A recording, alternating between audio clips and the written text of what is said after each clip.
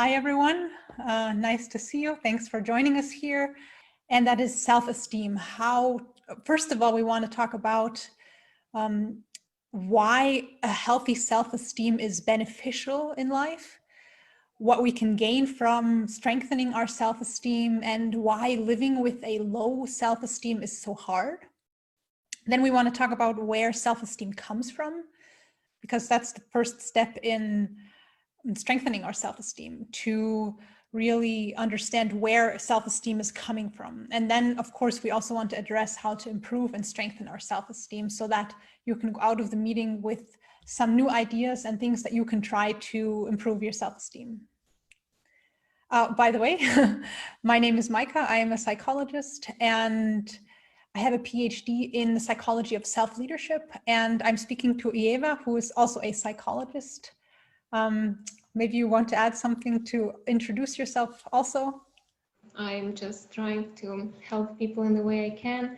And yeah, with my degree of psychology, I'm trying to also more focus on personal development topics and healthy lifestyle, and combine with the also different courses that I gained meanwhile. So basically, yeah, and why I was telling before that why we choose now self-esteem, because many people struggling with self-esteem, and I was also very stuck in this stage of very trying to be reaching perfection, doing the best what I can, just to get all the labels, just to be confident about myself. So I realized that that's not the goal. The goal is to like yourself the way you are and accept yourself the way you are, and keep improving for your own interest, not for others, not to pleasing others. So that's why I realized how it's important, the self-esteem. And I got the questions from quite some people about self-esteem, how to be confident, how to love yourself, accept yourself, and I realized how it's important. And you might also doing videos about that, so I thought it's really useful topic for people to hear, to listen, to ask questions, because especially now on this like all COVID situation, many people now are getting online, and many people, they really have this, I noticed, pressure of likes, of videos, of comments, of getting customers, getting friends on there. So people feel this pressure, how just to be more, looking good, doing good, having everything very nicely written, and everyone just trying to be looking outstanding in all these millions, billions of people, and they're trying to be someone who maybe they are not. So they put just the best pictures, just tell all the best things, and meanwhile they're afraid to share something what's difficult in their life, or to share something that there is another side of reality that's not only gorgeous and shining, because we all have ups and downs, and people don't feel this. Some people they do, but some people don't feel this being open to share that, because they feel afraid. How can I share my dark side of my life?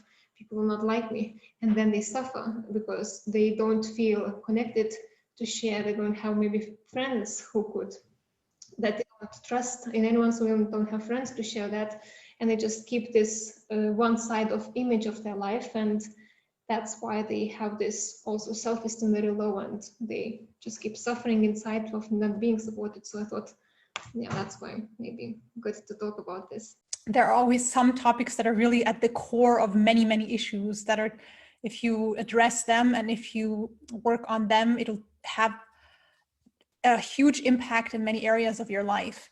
And one of the most or the biggest levers that we can pull and change in our life is self-esteem. It influences the way we treat ourselves, the way we talk to ourselves, the way we react after a failure, the way we set goals, the way we just go through life personally, but also even our health, because as you also mentioned, if we get into this route of trying to be perfect and trying to do everything, trying to please everyone, we often feel very pressured and stressed.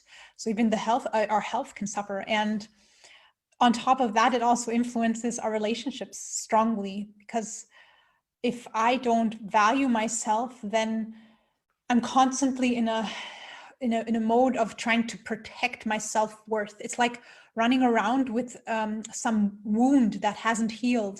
And if I have a wound on my shoulder and I'm constantly trying to protect it, then everything in my life revolves around this wound, and I can't really interact with others without taking this, taking this shield down. I always want to make sure that nobody adds any salt on this wound. So like you mentioned, we may try to please everyone. We may not even be in touch really with our needs. And if we are, we don't voice them. Or we may even start feeling jealous of others. And also what I find really interesting is that there are some dynamics in self-esteem that we are not even aware of ourselves, and that if I constantly see myself as subordinate to others, this subordination actually happens in my own head. And then we act in a way that we feel others are dominating us, but that's just because we subordinated ourselves. And other people may just be thinking, well, we're on the same, we're on the same eye level, but if I'm always going like this and looking up, then I don't notice that, then I always think, why is everyone looking down at me? And in general, self-esteem is our evaluation about ourselves. So there's something called a self-concept, which means just who I think I am. And then we have an evaluation of this person, meaning, am I worthy? Am I lovable? Am I good or bad? And we can recognize, like if we have a low self-esteem, or let's say like this may be an important thought. Low self-esteem is something we all experience sometimes. Like it's a normal feeling to sometimes doubt yourself, to sometimes have regrets or be anxious or insecure. But the more we have it, the lower our self-esteem is. So yeah, it's a question of how much. And we can recognize it by other things, like if I have difficulty setting boundaries with others, like if I can't say what I want or what I need, if I'm always saying what I think others expect of me, if I feel like I'm constantly under pressure from all the expectations of everyone else because I can't separate my goals from everyone else's expectations. Other things could be having difficulties in general in relationships. Often what can happen is, and this is, I think, one of the most interesting things about low self-esteem in relationships to others, is that when we have a low self-esteem, we subordinate ourselves towards others.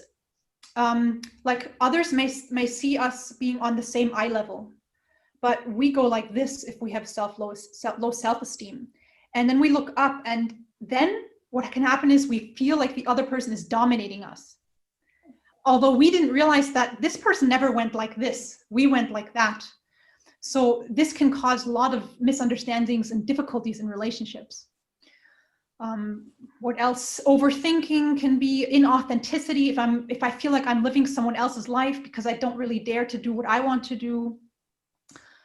Feelings of guilt, anxiety, fear of rejection. These are some symptoms of low self-esteem where we can recognize that it might be an issue. Yeah. Thank you. Yes, really very nicely you explain all those signs, and we can really see that sometimes really people struggle in recognizing them, and that's why it brings really confusion, because when you first to solve the problem is to recognize the problem. So once you know that you have self-esteem low, then at least you can do something. So then we do something to improve it. But often we don't even understand that the problem lies in this low self-esteem, and then we cannot even get out of this problem, because the low self-esteem brings us to the stress, to the depression, to anxiety, because the first thing that we do is with our power, with our confidence. And when we cannot do that, then we just always torture ourselves that I'm not good enough, I'm useless, I'm bad in this. Even myself, I had recently these feelings, and really very destructive. You just don't feel this enthusiasm anymore coming, you're not feeling alive anymore, because you feel that, oh, you're so useless, you cannot do so many things. And then it pushes you down everywhere, in relationship, in career, in your personal goals, in your interests, in everything. So it seems like when we're not confident about ourselves, everything can suffer in our life. Like in relationship, we become really depressed, then we feel like it's every conflict comes from me. Then career seems that, oh, everything comes from me wrong. So we really push ourselves down, and we slowly distract ourselves and our life in that way. So it's really good to notice those signs and be aware about them. So not run away from them, not push them away, but just be aware that it's fact and it's fine. You just need to accept it and then move on to the next stage, how to respond to that. So not to fight, not to suppress, not to hide, not to just accept and live with that, but to solve it, to not accept, okay, I have self-esteem and well, fine, I just live with that, I'm bad anyways. But no, you can improve and you can feel confident, so you just move on. And I guess from that we can move on with the next question, that maybe also we can go to the root problem, like how would you, from people working with how did you notice what are the main reasons of also this low self-esteem? That does it come from childhood, maybe when parents reprogram us in some way that we're not good enough, from peers, this competition as you mentioned, from teachers, authority people? How do you would address the main reasons of this low self-esteem? So it's a mixture between our genetic disposition and the experiences we make. So what I mean with genetic disposition is that, for example, we all have a genetic disposition of how anxious, for example, we are. So this can also feed into our anxiety about ourselves, obviously. But what is really the main contributor is our first experiences that we make when we are born into this world, which means our childhood, the way our parents treated us. So did our parents give us the feeling that we are welcome on this planet, that we are loved, that we are worthy, that we have potential, or were they maybe not as good at that? And this is not about taking a victim mentality or blaming our parents and becoming really angry at them. It's just about understanding where it's coming from so that we can heal it. And yes, and our parents teach us on the one hand by the way they accept us, but also by how much they accept themselves, how they treat themselves, and how they are able to take care and love themselves. Maybe you have something to add. I think you were also mentioning authority figures, which also play a role, and peers later on in life. Yeah, so I mean, I really also go for the fact of the parents, and in the last hour Zoom short live session, I mentioned that this Louise Hay, she very nice explains in her book, Heal Your Life, how our self-esteem depends on different people, how they respond to us and how they really program us, especially when we're little, because when we're children, we have different perception of things and we have different confidence levels. So that's when we are little, we are much more sensitive. So whoever tells us something, we react maybe much more times sensitively rather than we would react now. And that's why, the main is like those parents, because we spend the most of the time during the day with them if they raise us.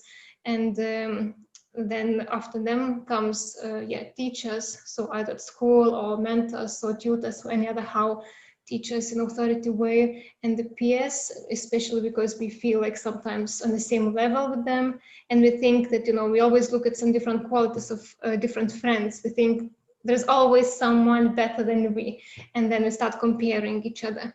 But just to come back to this, the peers, the parents and the teachers, because they are higher, they're more senior to us, so we more tend to also believe what they say. So if parents tell us, well, you're not good in this, or again, you got bad grades from, mathematics or other, again, class, and you always think, oh, I'm not good in this, so I'm not just good in this. So you program yourself as a little child that I'm not good in this.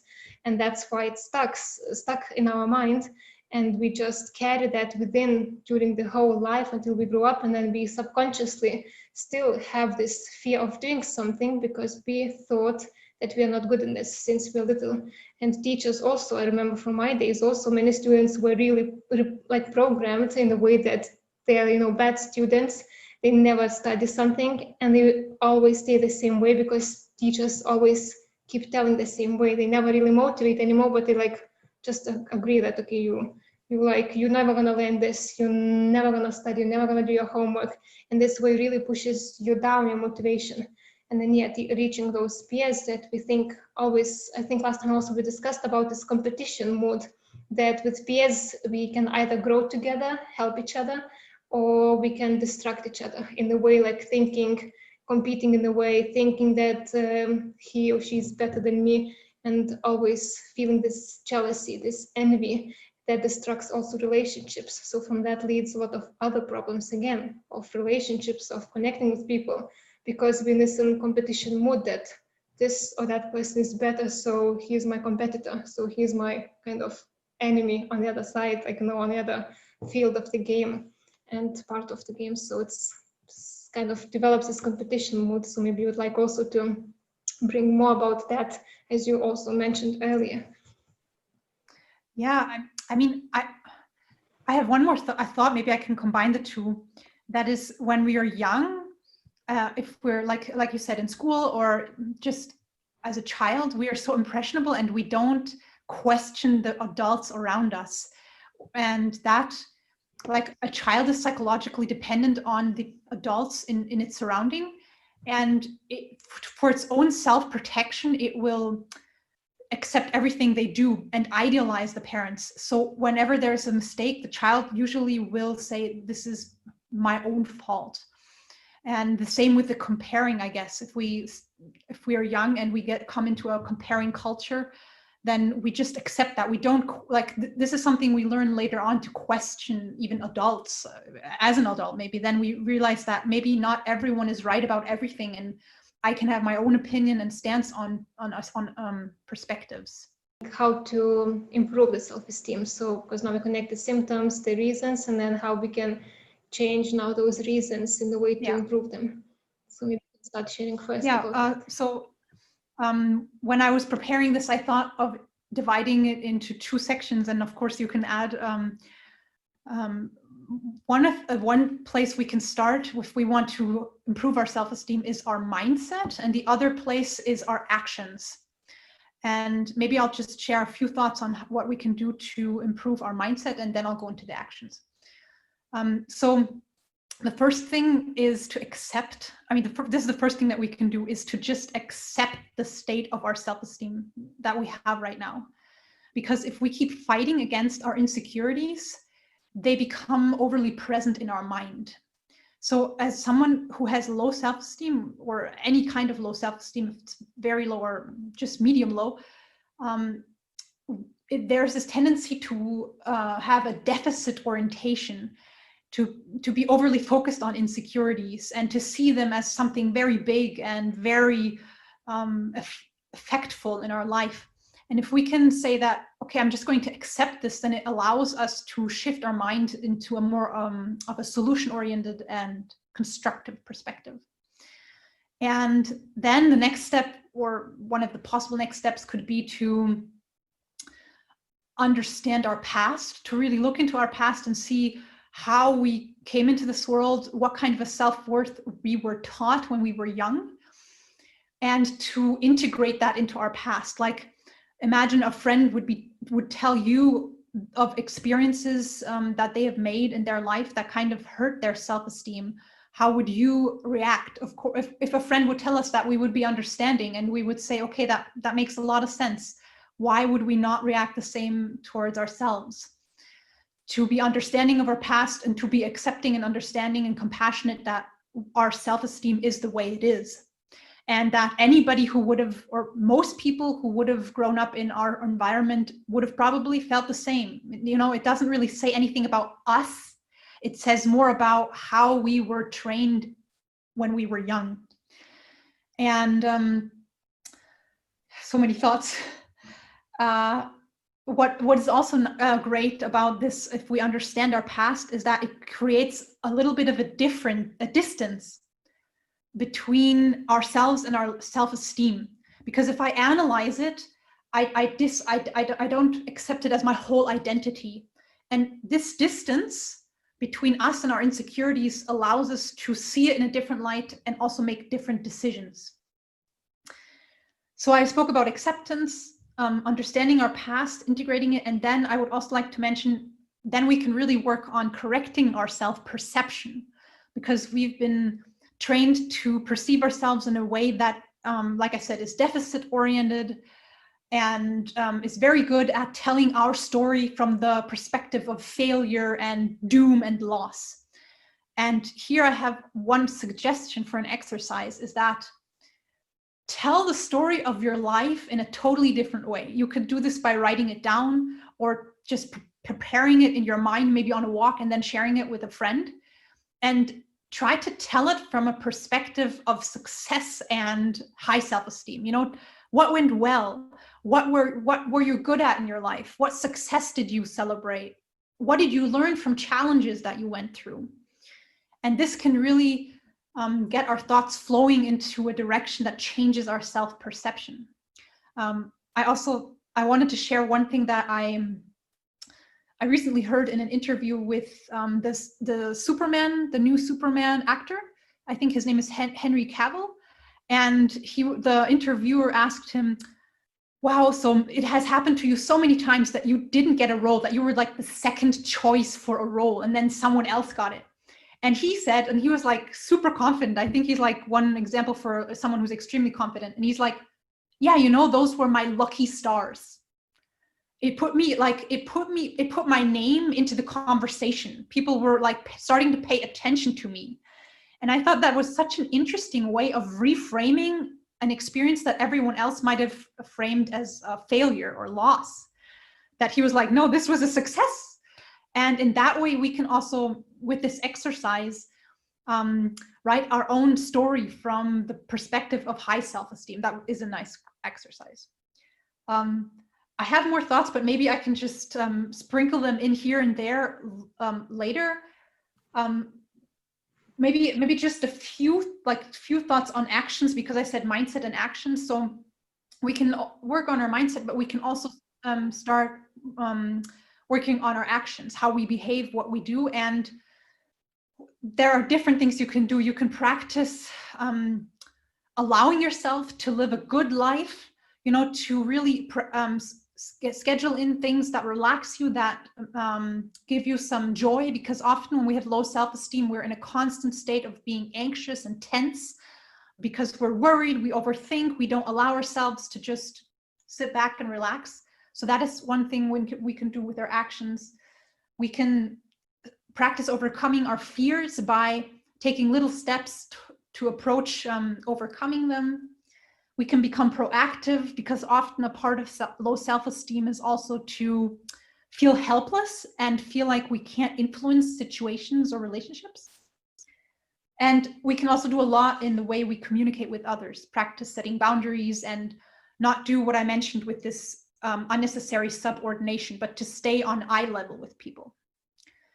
So this was like a short summary. I think we'll go more into the details, but I'm now also very curious to hear what you have to say, Eva. You also prepared a few points you want to share on what we can do to improve our self-esteem.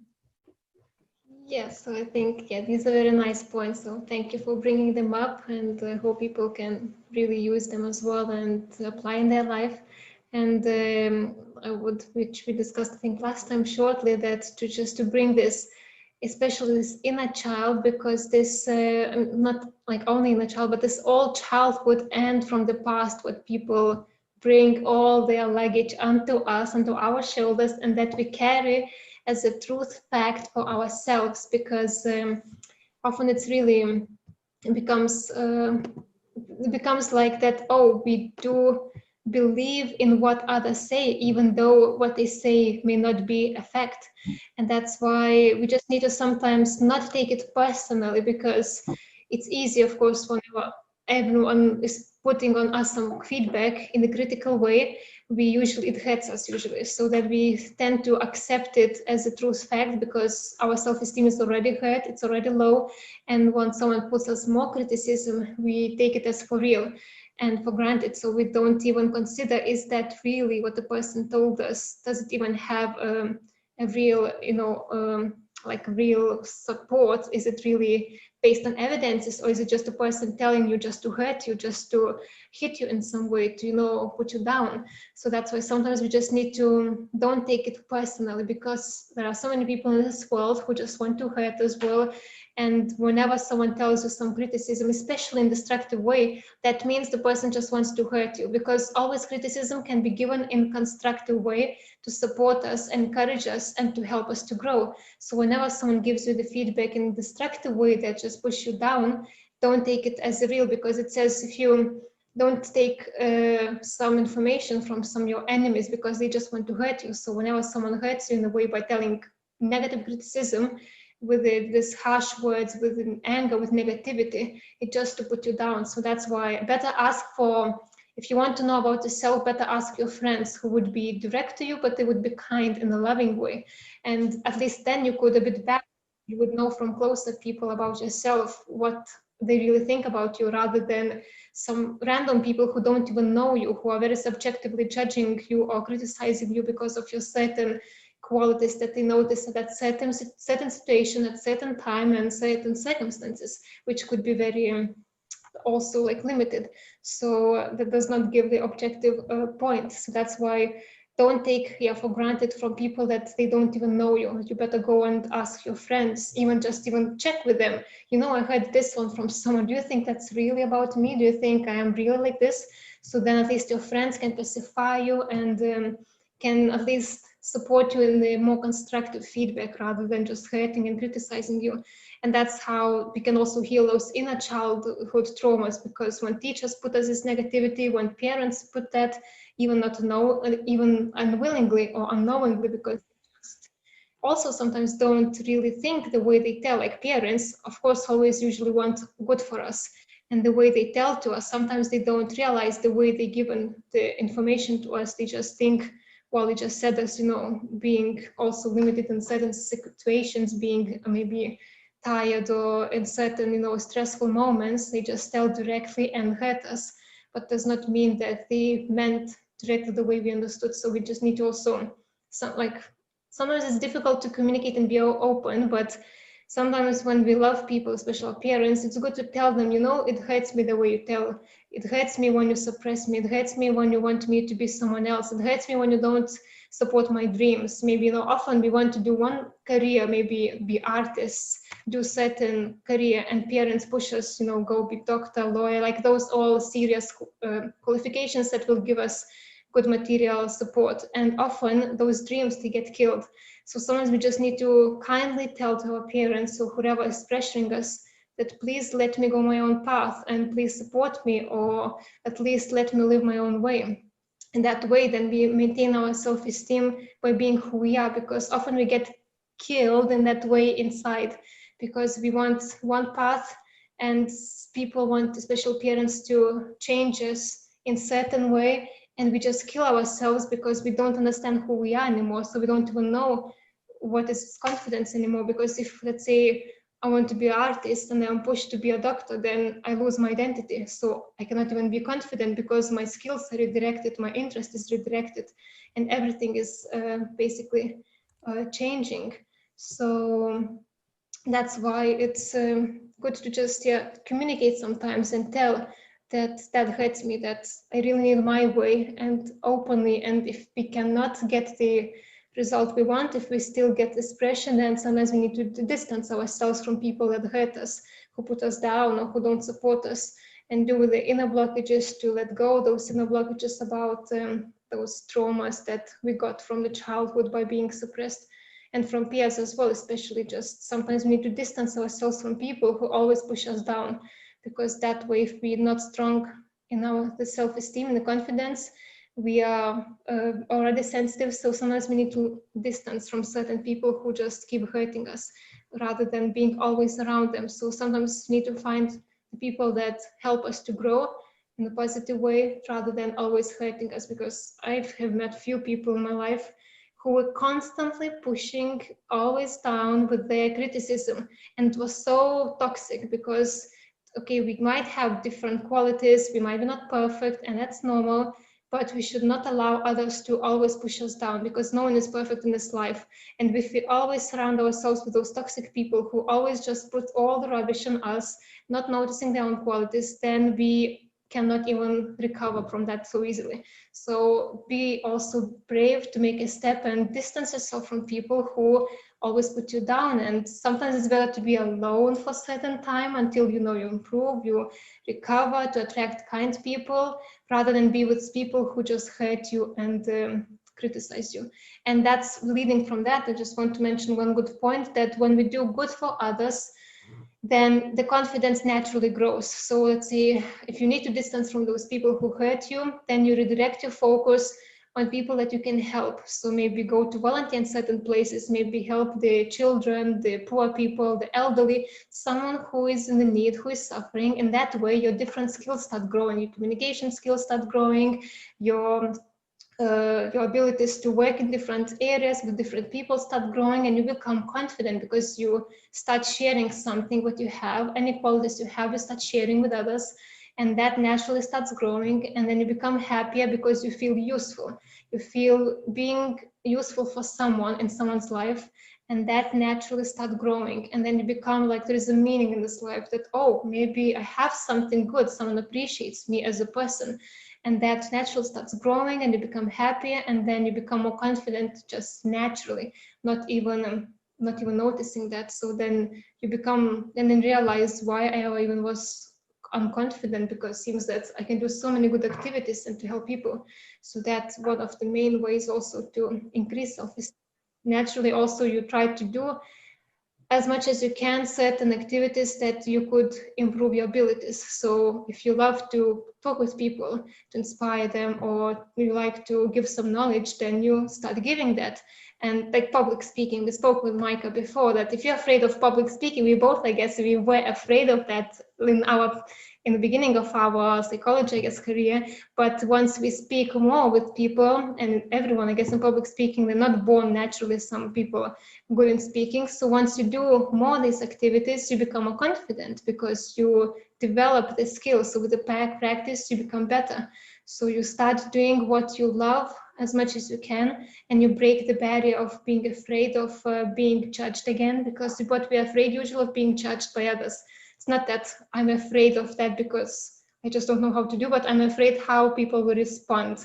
If I get more criticism, I will be hurt again, and I don't want to be that again, having feelings. So it's all about the judgment of others we're afraid, but we keep doing as much as we can, just for the sake of doing, for the sake of giving to people and helping them, and then that we overcome this barrier of thinking what people are going to think about us. And eventually we don't even worry about that, because we know we do from the heart, and whoever going to tell us, we don't even think anymore, because we think, well, everyone is telling something, so we don't need to think about every single criticism we get, for example. So maybe.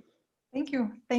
Those were some really good points on handling all the opinions and voices around us, and to empower ourselves to pick and choose the feedback that we find helpful. It's really important. Yeah. What do you think? Should we open the forum for questions maybe, or? We could, or unless you have, maybe, we didn't touch about the perfectionism. Did we touch or not? No, but we could, yeah, would be maybe a good point, sure. Maybe you can a bit discuss as well about this, I call it syndrome of perfectionism, that we want to be the best, the perfect, we have to do everything perfect, and that's why we're afraid of being judged, because realistically, no one can be perfect in anything, but we can be good in something. But the point that we don't need to look and to be and to say perfect, so then we don't need to worry about how people are going to react to everything we do. Would you like to a bit elaborate about this perfectionism, and then we can ask about? Yeah, sure. So it's actually interesting to think about that this inner drive to do something perfect is actually coming from, or can come from, a place of not feeling good enough. So we try to stuff this hole of feeling that we are lacking something by doing everything perfectly and without mistakes. Like if we have low self-esteem, it's like, one psychotherapist described that it's like walking around with a wound.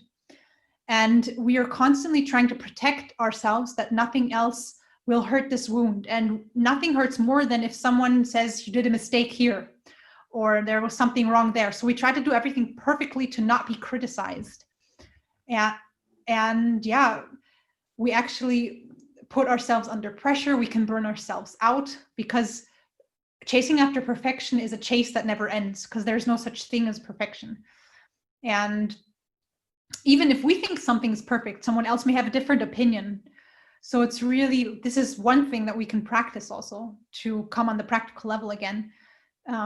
If we want to practice having a healthy self-esteem, to just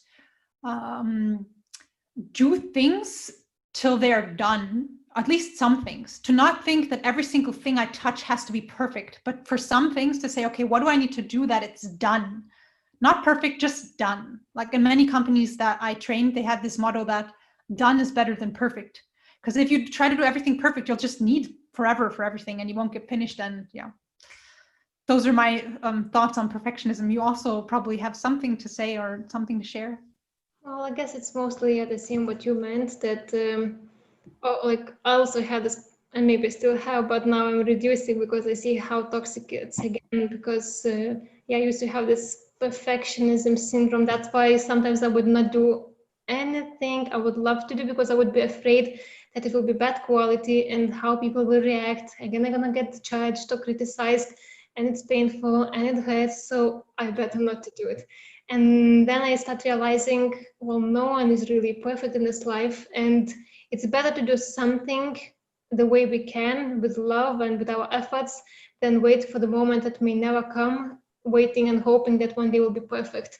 Because sometimes it's just also good to be natural, because we cannot be, the perfect quality of everything. And sometimes we just need to accept ourselves the way we are at this present moment, and don't look for some standards as some, I don't know, like already some, I don't know, because unless we compare ourselves with very, people who reached already a lot in some 10 years, and we just start doing something the first year, and we compare ourselves with someone who is already in this stage after 10 years of doing, and we think, oh, I'm perfect compared to that other person, and we think that this perfection is like on the level who is somewhere there already, but we don't take in consideration the time they took, the efforts they made, the skills they had to develop. So we are still on that path, and we will reach also certain things we need on one day, but we don't need to pressure ourselves right now.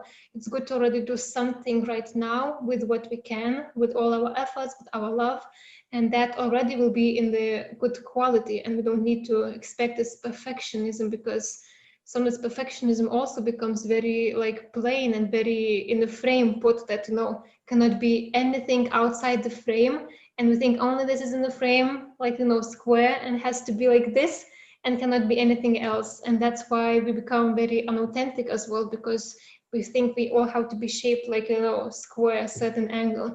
And sometimes we just need to be ourselves the way we are, in a unique way, authentic way, and just be brave to share what we have, who we are, what we think, and don't be afraid of being judged, because this is the main thing, that again, perfectionism comes with being afraid of other people's criticism and judgment, what they're gonna think. They're gonna think I'm not normal, I'm this and that, something is wrong and should be another way. So we just need to do what we love, what really is good for us, that we think it's also beneficial for us and others, and then we slowly start thinking less about what others gonna think about all this perfectionism and so on. Yeah, very good points.